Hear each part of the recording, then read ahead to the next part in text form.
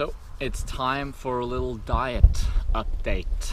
I thought I'd share my current diet with you guys. As most of you know, I've done a fair few changes in the last year, and I thought I'd share some of those changes with you and my thoughts regarding it and my experiences so far and what I'm planning to do in the future.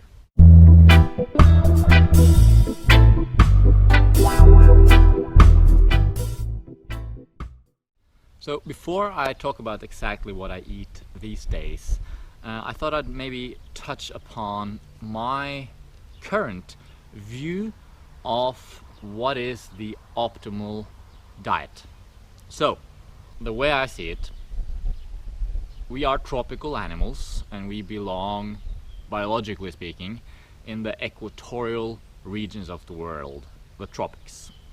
And we've evolved over millions of years eating a diet predominated by fruit. And we are still, to this day, by every anatomical, physiological and biological deduction, frugivores by nature.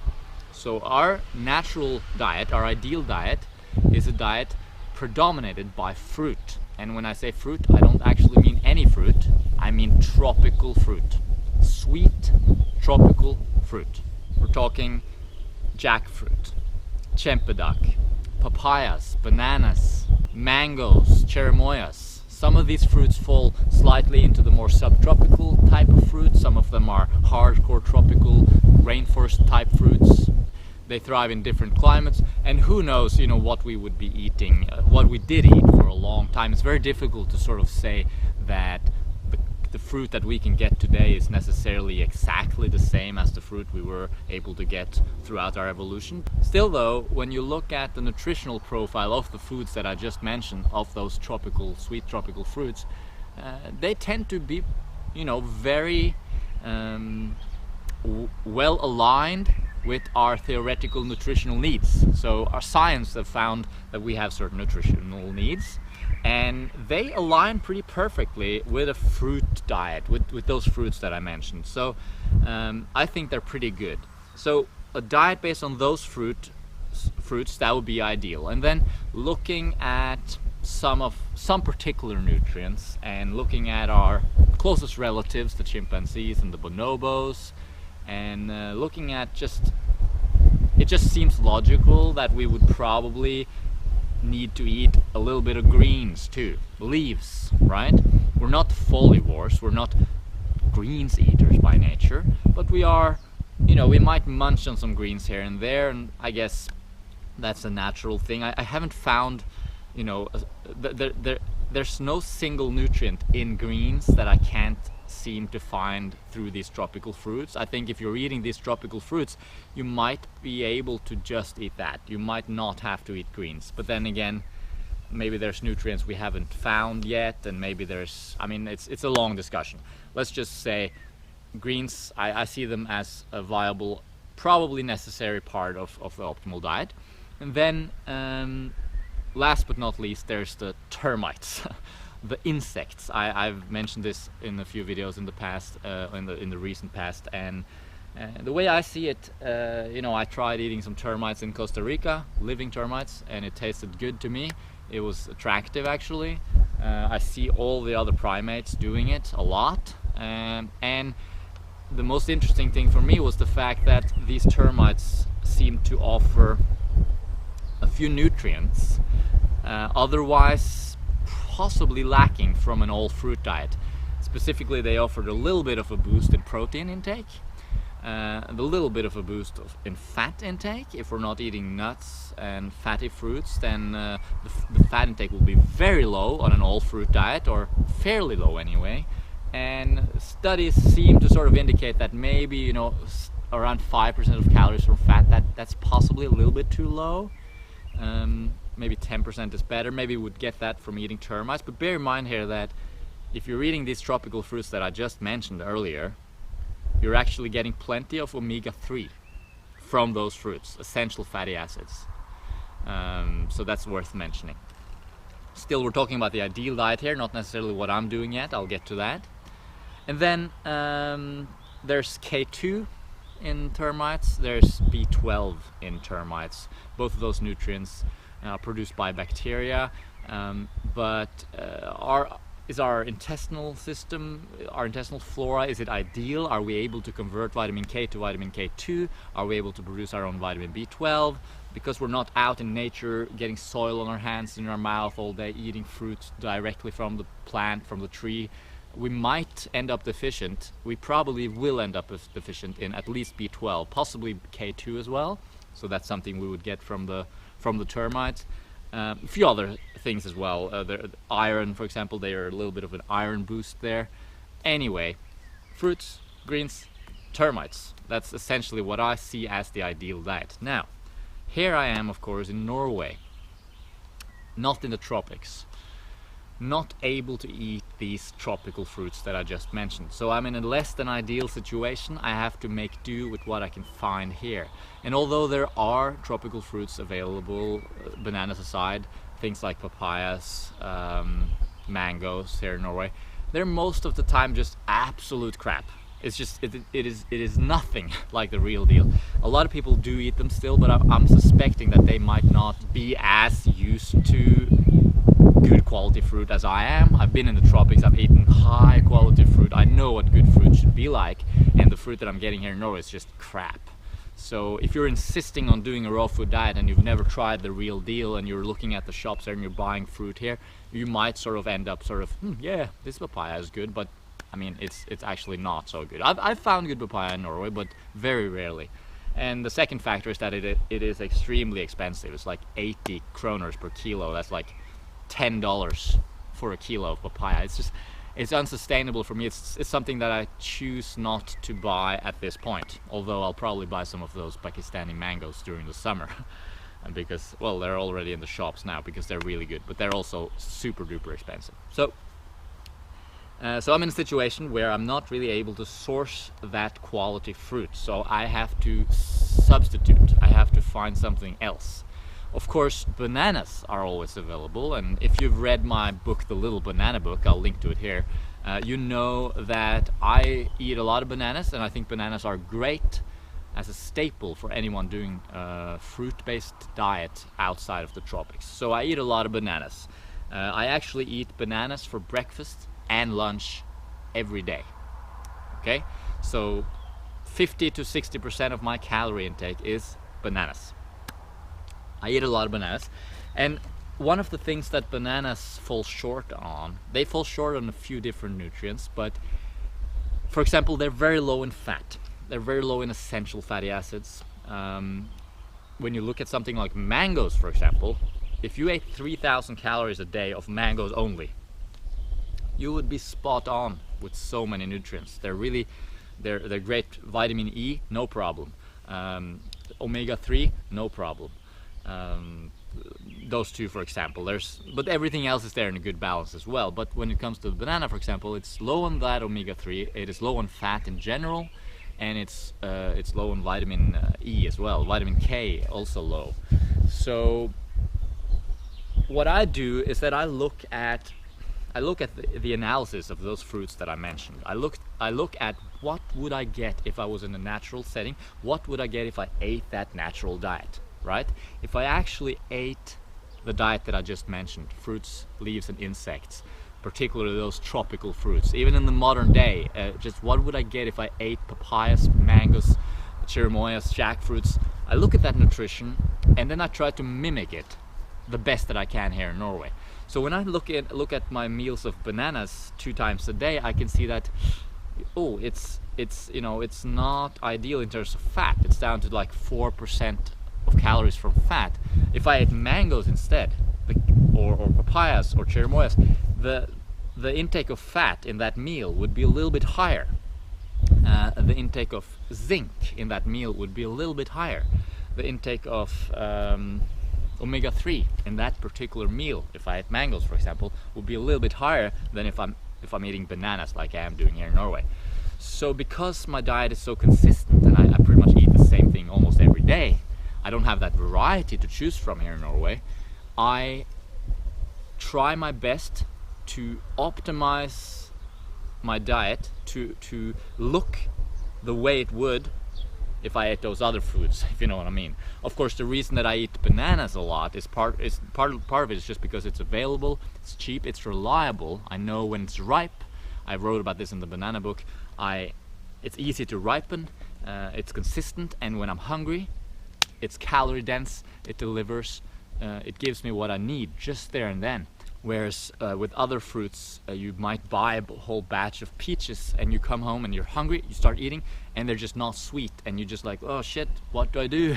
I just filled my stomach with low calorie fruits that weren't sweet even, and now I'm still hungry and my stomach is full and I'm bloated, and it's just, it doesn't work as well. Of course, if you have quality stuff, if you know it's quality, then it's good, but you never know whether or not it's quality, especially here in Norway. So I find bananas very reliable in that sense, very consistent. That's the main reasons why I eat bananas. But they do fall short in some respect compared to that ideal. And of course, let me also mention the fact that what I do is that I look at the ideal, I look at that diet that I just mentioned, and I look at the profile of nutrients in that theoretical diet, try to mimic that. But on the other hand, I also do look at science, I look at studies done, and sort of bring that into the picture as well, to evaluate whether or not that fruit diet is ideal. And you know what I've found is interesting? What I've found is that when you do eat those fruits, when you do eat those ideal fruits that I call them, it really, as I said earlier, it really aligns pretty well with what the science, what the literature is saying, you know? Oh, we need this much of that nutrient, this much of that nutrient, and then, okay, what would happen if I ate just a whole day of mangoes? And typically what happens, theoretically, is that I actually hit all those nutrient targets, usually, pretty easily, especially when it comes to vitamins, minerals, you know, those micronutrients. They're really rich in fruits and vegetables, of course. So I look at the science, I look at the theoretical ideal fruit diet, and I also look at, as I said, you know, I philosophize. I think about the chimpanzees and the bonobos. I think about our evolution, and I think about what would I eat in its natural state. If I was out in nature, what would I be able to eat? I know meat is just absolutely not interesting at all. I am not attracted whatsoever to ripping into an animal and eating it alive. And I don't have the tools, the natural tools to do so either. So for me, it's just like, of course I'm not gonna eat meat. Termites, that's a different thing. And fruit, for sure. I mean, of course, fruit is my natural food. If I was out in the wild, it's the only food that is not running away from me and that's tasting great in its natural state. So back to the bananas. So here I am then in Norway eating bananas for breakfast and lunch. And sometimes I eat them straight up, sometimes I make a smoothie. And let's talk about the smoothie, because what I do then is that I currently try to optimize that smoothie to look like what I consider ideal as much as possible. And so because the bananas are a bit lower in fat than, for example, mangoes would be, and because I'm not eating any termites, which would bring extra protein, extra zinc, extra fat, I add a little bit of oil to my smoothie. Just a little bit, 5 grams maybe. It's almost negligible, but it makes a difference, I believe, you know. 3 to 4% of your calories from fat versus 6 to 7%, it's a pretty big difference. And as I said, if you ate mangoes and papayas, you would get about 6% of your calories from fat, 6% from protein. Whereas if you're just eating bananas and sweet potatoes like I am now, you'll end up pretty low, maybe 2 to 3% of your calories from fat, and I believe that's too low. So what I do is that I add a little bit of oil to my smoothie. I add some olive oil.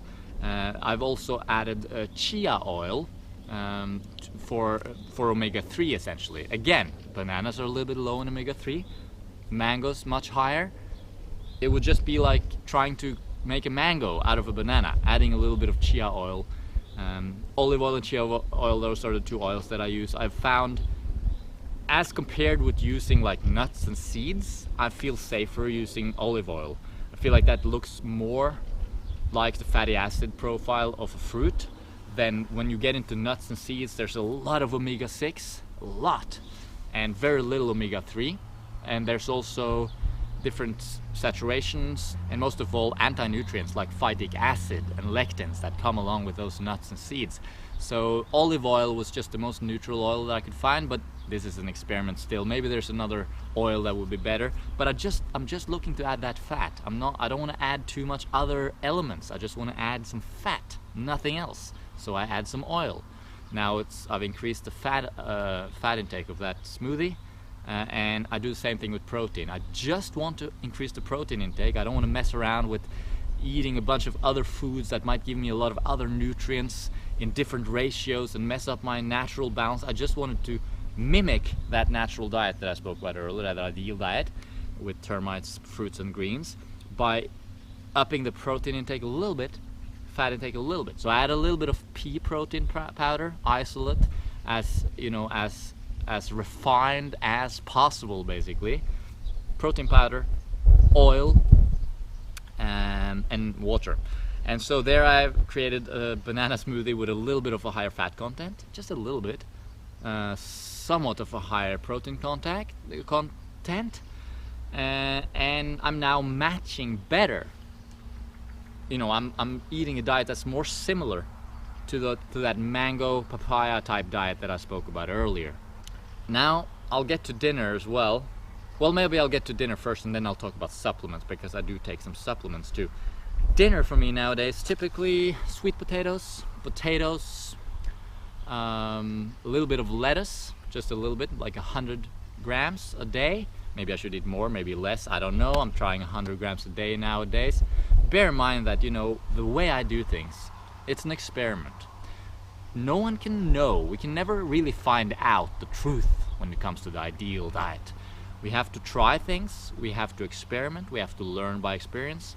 And so I'm trying things, you know, whatever I'm most inspired about at the moment. And right now I'm inspired about higher protein intake, etc. As you know from other videos, I'll link to my protein video here. And so I'm trying it. I'm just giving it a try. I try not to be dogmatic in my approach to diet, because that's just useless. You know, you want to be realistic, you want to focus on what works and what doesn't work, you want to focus on your experience, listen to your body, try different things, etc. But it's good to have an ideology as a basis, which I do, which I just talked about earlier, that ideal diet, the way I see it. That's good to have. So, sweet potatoes, lettuce. Nowadays I'm eating a little bit of celery, and I've been eating quite a bit of lentils lately, but the last couple of weeks I've stopped eating lentils again, because it messes with my digestion a little bit and possibly affects my iron uptake, because of there are these anti-nutrients like phytic acid, which messes up with your calcium, zinc and iron uptake. So who knows, I mean, I've been a little bit low on iron last year. I was never low on iron when I was eating all fruit, never low on iron then. Tropical fruits in the tropics, but now eating this type of diet, I've gotten low on iron. It might also be related to the fact that I'm running so much. Probably is related, because I'm training really hard. Anyway, that's another story, but I'm just mentioning the fact that I'm now experimenting with not eating lentils. So what I do instead, because of course, as I said earlier, I want to keep that fat intake at around 12% of my calories. That's what I currently think it's ideal. Somewhere between 10 and 15%, around 12% per day of total calories coming from fat. And I also want to increase that protein intake to about 10%. I want to get about 80 to 100 grams per day. So something like 1.2 to 1.5 grams per kilo body weight per day. That's what I'm aiming for right now. That's what I think we would get if we were eating termites. So what I do instead of the lentils, because the lentils gave me a lot of protein, obviously, I just use protein powder again. That pea protein isolate, I just mix it with water and a little bit of chili sauce, actually. No big deal, just a little bit. And that creates a kind of hummus that I just dip my sweet potatoes in. No problem. Clean and simple, really. Of course, fruit is simpler and tastier. I prefer just eating a huge meal of mangoes, but I don't have a huge meal of mangoes. I have to make do with what I have, and honestly, I cannot find any other fruit than bananas that's sustainable here in Norway. Nothing. Pears, apples, yeah, I'll have some of those when they're in season, but they're just not calorie dense enough for me right now. I'm just training so much, eating 3,000 to 4,000 calories a day. and bananas just do the job, and so does sweet potatoes and potatoes. I like it a lot. So making that hummus, and that's about it. That's my dinner. I just eat a huge plate of sweet potatoes and potatoes with that hummus and a little bit of lettuce. Yeah, and then in that hummus thing where I had the protein powder, I also added some olive oil again to just bring that fat intake up a little bit without having to eat so many nuts, without having to eat so many seeds, without having to, well, there's no other way to do it. Avocados, yeah, but avocados are so high in omega-6, they just throw off your omega-3 to omega-6 ratio so much. I've made another video about avocado, I linked to it here. So I wanted a refined fat, and I think the best option that I could find based on what I researched was olive oil. Again, I've made videos in the past hating on olive oil. It's utter nutritionless crap in a sense, right? There's no nutrients in there except fat. It's just 100% fat, refined, unnatural for sure. But again, I'm trying to mimic that natural diet without being able to have access to it. So I need to increase the fat intake, and I need to do it in as clean as possible of a way. And so the way I see it, I want the most refined fat there is. I just want clean fat added to my fruit and sweet potato diet. And olive oil currently works for me. And as I said, I do eat some chia oil as well, chia seed oil, which again balances out that omega-3 to omega-6 ratio, making it pretty similar to what it would be if I ate papayas, mangoes, jackfruit, figs, bananas, cherimoyas, all those epic fruits that I love and I've made videos about in the past, eating them in the tropics. So when you say, oh, you eat olive oil, it's just like, well, if I didn't, I would be eating a diet of 3% of calories from fat, which I believe certainly would not be ideal for a variety of reasons. One of them being your hormones and your testosterone levels if you're a guy, you know, probably if you're a girl too, although they're much lower in girls obviously. So without taking, I don't want to take that risk, so I need to up that fat intake, and I see the best way to do it would be just to add some olive oil. And we're not talking olive oil like crazy amounts. I'm talking like 15 grams of olive oil per day, 15 to 20 grams, and maybe 5 to 10 grams of chia oil. That's for me now, eating 3,500 calories a day. So it's really, you know, it depends on how much you eat and what kind of lifestyle you're living. Let's touch on supplements at the end here.